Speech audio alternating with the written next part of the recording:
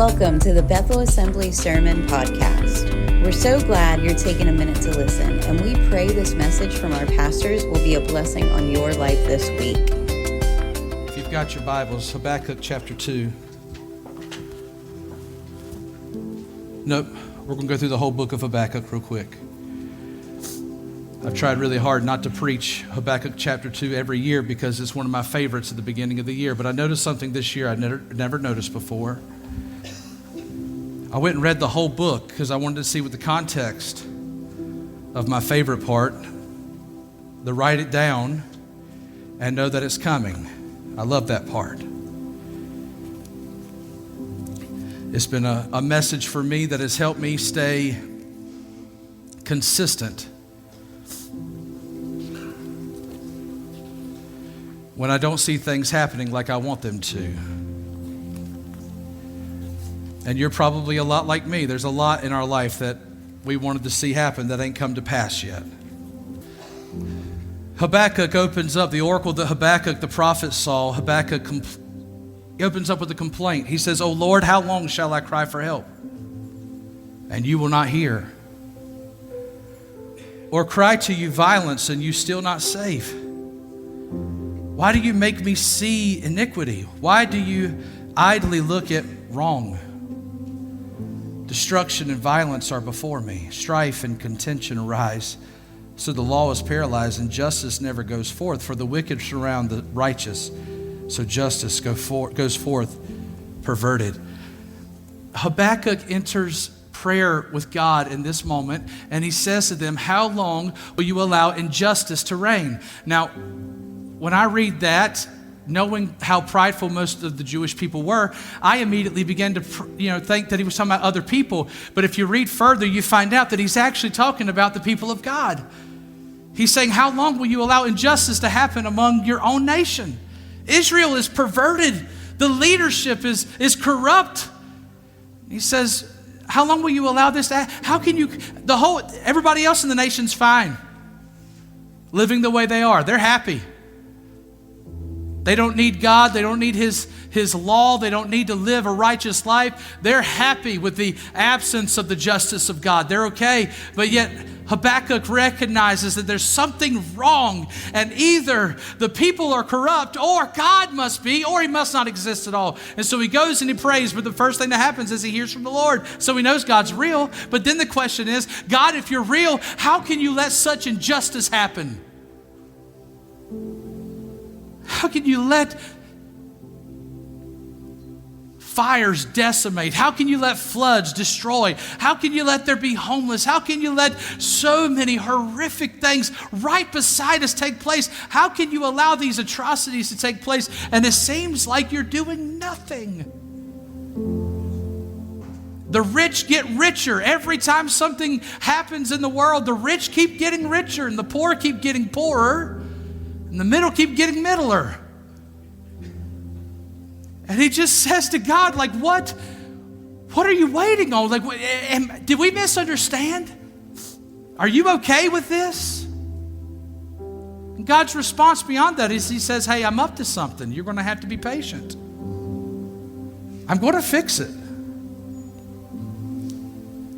But if you want to know, I'll tell you. So this is what God does. He tells Habakkuk what he's going to do. Verses 5 on, he begins to tell him, and he says, what I'm going to do is I'm going to raise up an army. I'm raising up an army. And they're going to come to Judah, and they're going to wipe them out. And I'll even tell you who they are, Habakkuk. I have raised up the Babylonians, the Chaldeans. They're the ones that are going to come and set things right for me. Habakkuk's response to that, go read it for yourself, but Habakkuk's response to that is second complaint, verse 12. If you read it, he's like, but you're a holy God. All right, I'm popping your hand for not fixing Jerusalem, but you're going to use even more disgusting people? Because if we're talking about disgusting, it don't get worse than Babylon. And he's like, God, I understand we need to be reproved, but are you the kind of God that's willing to use people this horrible? And God says, yeah. In fact, I can do whatever I want to because this is mine. That's the first thing. Here's the second thing. He says, if you're really upset about it, just know that after I get what I want out of Israel, I'm going to fix Babylon after that. My justice will reign one way or the other. I may have to use an evil person to get what I want, but I'm going to tell you right now, all of it will be set right eventually. By the way, how many of y'all know where Babylon is today? That's exactly right. It doesn't exist. Israel still does. 2,500 years ago, Habakkuk was told that he was going to use Babylon to straighten Judah out, but then he would fix Babylon. Babylon doesn't exist. And Judah does. Israel does. So if you wanted a good prophecy that was fulfilled today, that was one right there. Habakkuk opens chapter 2. He says, well, I tell you what, I don't like what you said. I don't like the direction that you're going to go. I don't agree with the fact that you're going to use a group of people I don't like. So I'm going to say I didn't understand. He wrote it down. He said, I'm going to go up in my watchtower and I'm going to wait for you to explain yourself. By the way, when you have troubles with God, the best thing for you to do is to go into your watchtower. Go into your prayer room and bring it before the Lord. Don't ask everybody else what God meant. Most likely, He's not revealing to everybody else what He's revealing to you. And if you ask other people for their opinion, guess what you're going to get? Their opinion. If God is speaking to you, wait for Him to clear up what He said. This isn't in my notes, but this is one of the issues that Amanda had early in our marriage. We would communicate to another, and then we would go to our collective friends to try to figure out decipher the interpretation. At one point, we had to realize we actually had to communicate to each other enough to understand what was being said. Because our respective friends don't get the other person. They get us. That's all good, y'all. It's good stuff. So the Lord speaks to Habakkuk and He says, I want you to hear the vision. I want you to write it down so he can run quickly. The one who reads it can run quickly. And then it goes to a very, very important verse in verse 2. For still the vision awaits its appointed time. Anybody believing for something you ain't seen yet? Anybody in the house believing for something you ain't seen yet? How many of you have been told by God it's going to happen? How many of you have felt like God said it's going to happen, but you ain't seen it yet? You don't realize it. You're beginning to, is anybody in the room beginning to wonder if it's going to happen? Is it going to happen? God, I know you said it, but is it coming? Is it going to happen? Because I'm struggling here. I don't know how you can be so patient. He says, for still vision waits its appointed time. It hastens to the end, which means that when it takes place, it's going to happen so fast, it's going to blow your mind. It hastens to the end. Now, you can't see it happening at all. And then one day, it's going to happen. It seems slow, but wait for it. It will surely come. It will not delay. Behold, his soul is puffed up. Whose soul?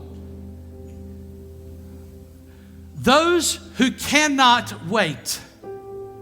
Their soul is puffed up. Another way of thinking about being puffed up is to be numb.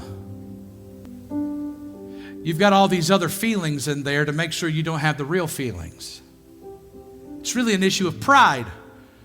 Because of our pride, we can't feel hurt. We can't take the time to feel hurt anymore, and so we do what we can to numb the pain. Because the truth is, we feel like we should always get our way, but sometimes God doesn't give us our way.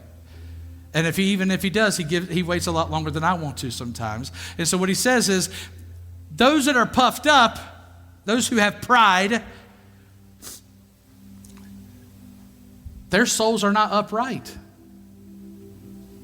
They're not sober. They're not righteous before God. And then Habakkuk writes, perhaps the most theologically impactful verse of the last 500 years. Habakkuk writes the words, for the righteous shall live by faith. This is the verse that turned Paul on. It hit him. everybody else is worried about how they should act and what they should do and what laws of the Old Testament to keep and what do they need to make sure other people are getting done and what circumcision class they should take and which of the 10 commandments is the most important and which of the Pharisaical laws should they have. And Paul said, forget all of that. Cut it all out. I'm sick of it. I'm done. Not another rule in the house of God, because the just, the righteous, the good folks will live by rules. Wrong. Law. Wrong. Faith. And what is faith? I want to believe it's some thing that I can conjure up whenever I want to. I just want you to know today, faith is a gift, but it's like a muscle. You have to exercise it in order to see it increase. And how do you exercise faith? You continuously move in a direction that you can't see how it's going to happen. The young man looked at Elisha and he said, we're surrounded by enemies. They're everywhere. And he says, God opened his eyes that he may see. The implications are here that maybe even Elisha did not see that there were armies, but he knew they were there. Elisha didn't ask for himself. He didn't say, God, open my eyes that I may see. He said, open his eyes that he may see. Because that boy needed some help, but Elisha knew where his help came from. His help comes from the Lord. I can't see how you're going to fix this, but I know you will. I can't see how you're going to accomplish what you've called, but I know you will. I know that I feel like I'm afraid, but I'm going to keep walking because I am righteous and I'm going to walk by faith. He brings it up in Romans. He opens the book of Romans, perhaps the greatest theological treatise in the history of the world. Chapter 1 of Romans brings up this verse. Galatians, which perhaps was his first book he ever wrote, he also brought it up there because it was so essential to Paul. This is also the argument you kind of get in James, where James says, you show me you have faith, but I show you, by my works you have faith. And we always have this fight against each other. But his point is, like, if there's no works to what you believe in, then you probably don't believe in it, but you need to be walking in the direction you believe is the direction God called you to be. You've got to show your work. Remember that in school? It ain't enough to get the right answer. Show the work.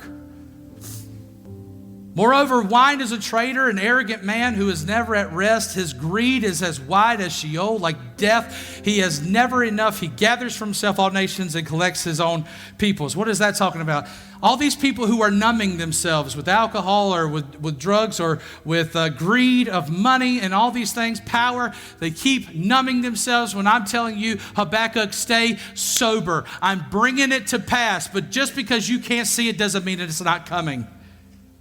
So then he goes on 5 woes that God is going to fix. God tells Habakkuk there's 5 things. You can go read it for yourself. But basically, he doesn't like economic fraud. He doesn't like corrupt leadership. He doesn't like idolatry. There's 5 different woes there. I only mentioned 3, but there's 2 more. And if you read it, you'll see that God doesn't like corrupt practices. And then he moves on to the end of chapter 3. Finally, Habakkuk responds in prayer. He opens the prayer by saying, "Oh Lord, I have heard the report of you, and your work, oh Lord, do I fear." What does that mean? I have heard the report of you. It means that I've heard but not seen. Young people, if you have young people in your house, don't pray for them to have the same faith you do. Pray that God would reveal himself the way he's revealed himself to you. Not the same way, but that he would reveal himself. My sons cannot build their faith on the foundation that built mine. Jesus is the foundation, but I'm saying the experiences I had, they can't take my experiences and make it their life. They've got to have their own experience with God. I remember my dad saying it years ago, God has no grandchildren. God has no grandchildren. He only has children. If you read through chapter 3, you get to the very end, and this is an incredible verse. Verse 17. So he finishes, he talks about all the things that he sees and the things that he's frustrated with and things he can't understand. And he's like, my body trembles, my lips quiver at the sound, rottenness enters my bones. I know that this dangerous thing is coming because you've said it, but this is what he says. Verse 17. Though the fig tree should not blossom, nor fruit be on the vines, the produce of the olive fail, and the fields yield no food. The flock be cut off from the field, and there be no herd in the stalls. Yet I will rejoice in the Lord. I will take joy in the God of my salvation. God, the Lord, is my strength. He makes my feet like the deer's. He makes me tread on my high places.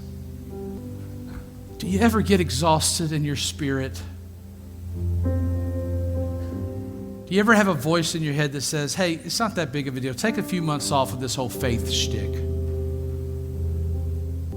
Maybe there's a better season.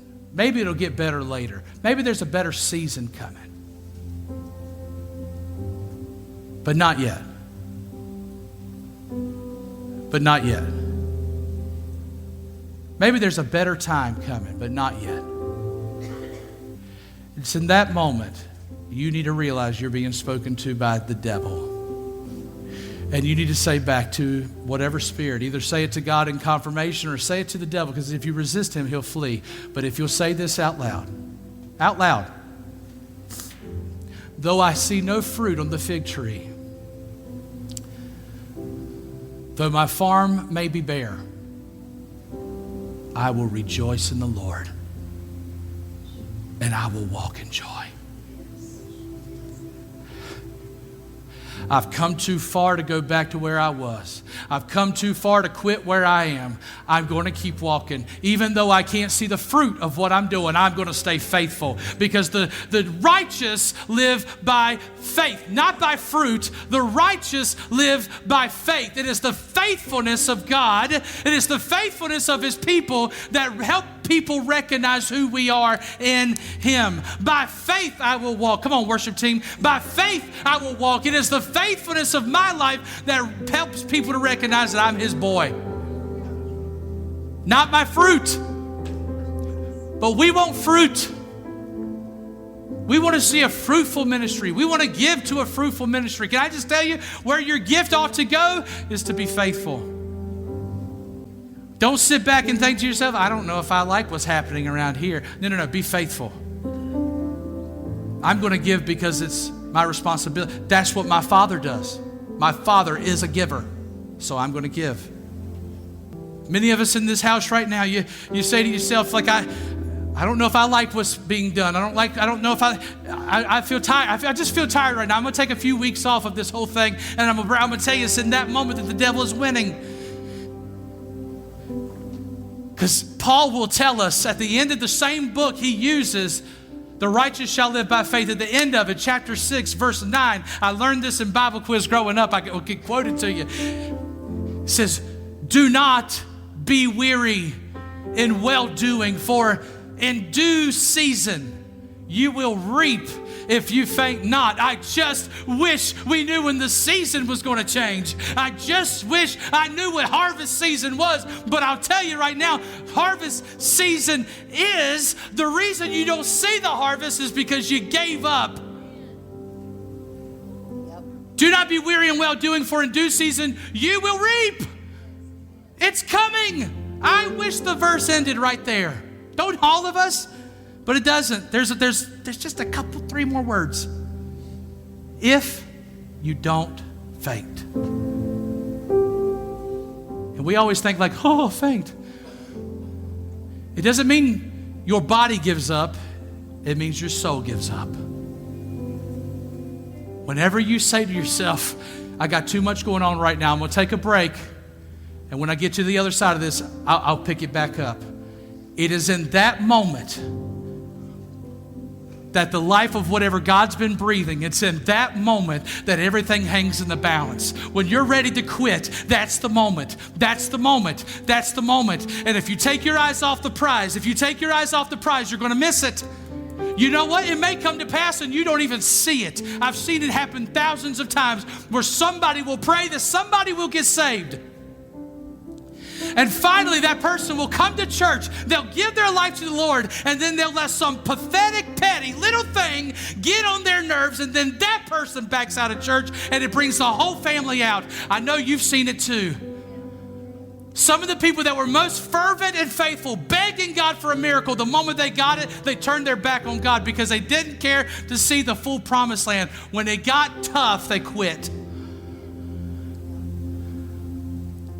I don't want that for any of us. I don't want the things that I've prayed for to come to pass and me not to get to enjoy it. Do you know how many years those Israelites prayed for deliverance? And the moment they got it, they started complaining about being not in Egypt. Sure was nice in Egypt. Getting spanked every time you didn't want to work, that was better. Yeah, it was better. Hey, do y'all remember the onion rings we used to have back there? It's great onions. Read it. It's in the Bible.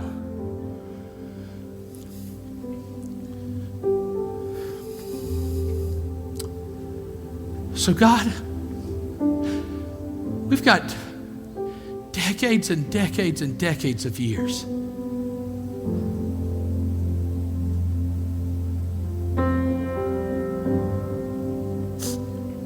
We've got parents and grandparents and great-grandparents. We've had ministers all around us.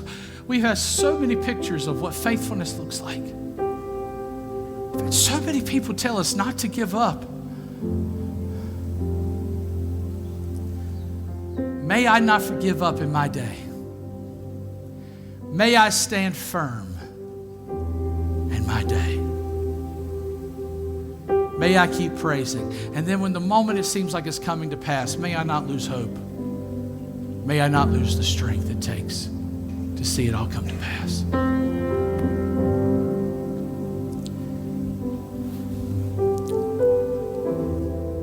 Hebrews' most famous portion of Scripture is probably chapter 11, the faith, the hall of faith. And it goes through all these people who had faith. But then as you get to the end of that, all these people who had faith, but they never saw what they were praying for.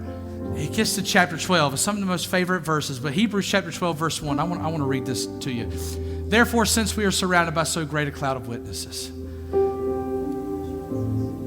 By the way, everybody in this house is part of your cloud of witnesses. We could declare the goodness of God. How many of you have had generations in your life of people who've prayed over you and believed for you? Your freedom is here today. The fullness of what you've been praying for. I'm not saying it's all going to come to pass today, but I'm telling you that if you'll keep believing, keep pushing, keep moving that way, I'm telling you it's coming to pass. Let us also lay aside every weight. First of all, lay aside every weight. Some of you in this room have got to learn how to say no. I know we're all eager right now to get to the sin part. That's easy, right? Let's get to sin. Let's get to sin. Well, no, there's some of you in this room that need to start saying no to something that ain't sin. But it keeps putting you aside. It keeps distracting you, keeps putting you on the sidelines. You need to say goodbye to it. Forever, forever, forever. Stop getting distracted. Lay aside the weight that so easily besets us or puts us off to the side. Here's the next one. Sin which clings so closely. If you've got sin in your life, get rid of it today. Quit it. Don't allow the sins of your life to continuously get you off of what God is calling you to do. Because here's what I'm telling you. While your eyes are on that sin, they can't be on Jesus. And it's important that your eyes stay on Jesus, because whenever the miracle is time to come to pass, you got to be ready for it. And let us run with endurance the race that is set before us, looking to Jesus.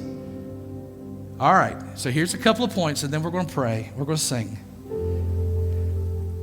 Set out, run with endurance the race that is set before us. Okay, you got a race, and I got to race. Get your eyes off my race. Because you keep looking at my race, you're going to end up yourself hitting a pole or a wall or in the ditch, and then you'll blame me. Get your eyes off my race and run with endurance the race before you. And then you say, well, Webb, I don't even know where should I put my eyes? Looking to Jesus.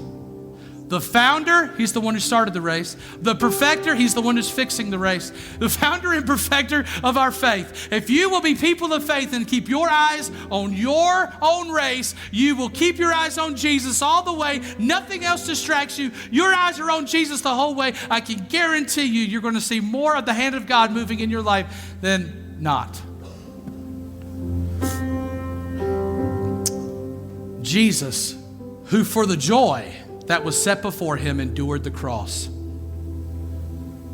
Now, let me just ask you something. What's so bad in your life that if Jesus could endure the cross with joy, you can't endure your cross with joy? Wake up, Spirit. Wake up. Wake up. Time to get up, soul. I'm sick of this, soul. Wake up. Wake up. Get up. It's time to do something. We're going to walk again. We're going to go again. I'm not holding back anymore. It's time to get up, soul, because I know there's something on the other side of the cross. He despised the shame and the seat of the right hand of the authority. There's glory on the other side of the suffering. So endure the suffering with joy. Will you all stand with me right now? Those of you that you just say, well, but I just need some more gas in the tank. I am worn out. The Spirit is, I am struggling today, and